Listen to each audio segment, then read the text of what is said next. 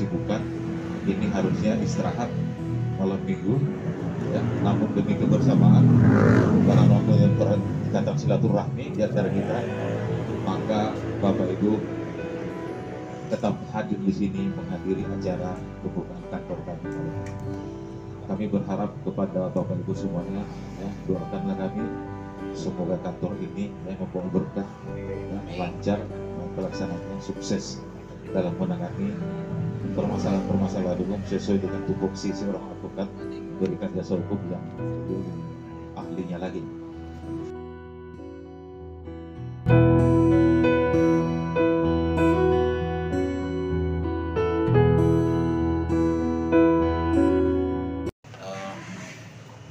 Pada hari ini kan tanggal 1 Juni 2024 dibukalah kantor hukum saya yang saya dengan beliau Abang Warakarta yang juga merupakan guru saya, ya, yang kedua adalah di sini juga akan dibuka kantor perkumpulan olahraga Gaple Indonesia. Ada Pordi, perkumpulan olahraga domino, maka saya bentuk ketua umumnya perkumpulan olahraga Gaple Indonesia.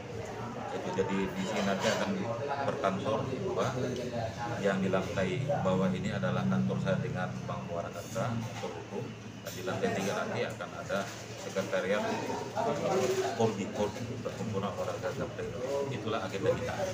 Ya, Pak Jenderal, yang mendasari atau melatar belakangi Pak Jenderal membuat kantor hukum bersama Pak Warakarta apa? Baik, terima kasih. Saya dari tahun 1989 itu sudah jadi pengacara sebenarnya, pengacara di militer. Itu tahun 2007 saya beralih menjadi jaksanya tentara yang disebut dengan auditor. Nah, ada sejarahnya kenapa saya memilih abang saya ini sebagai tandem, sebagai partner.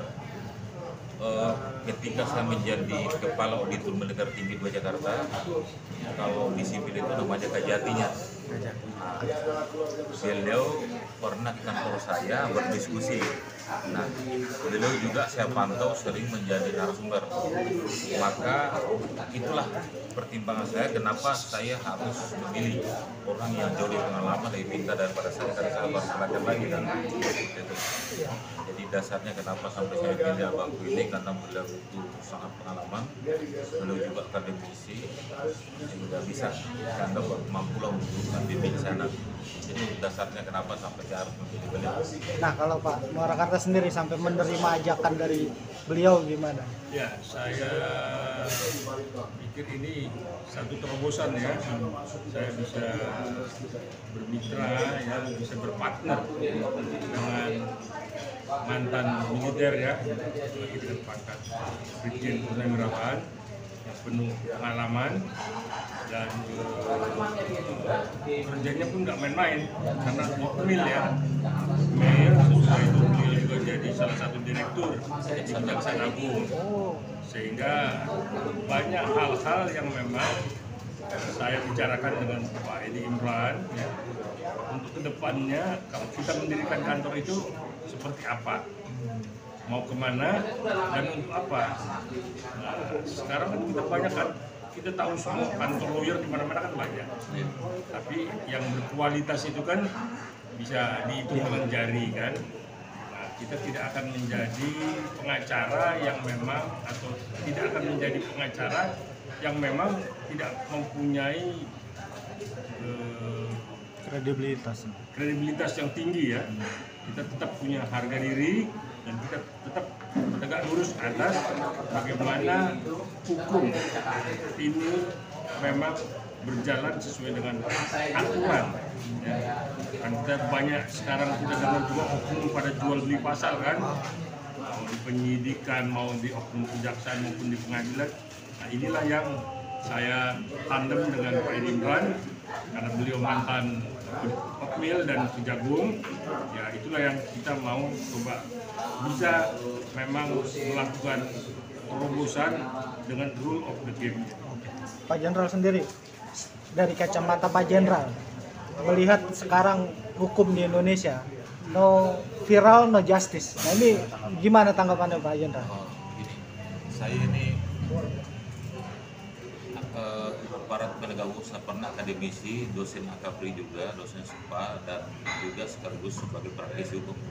Saya mengamati dinamika hukum yang ada di Indonesia, bukan hanya di hukum militer tapi juga di hukum sipil.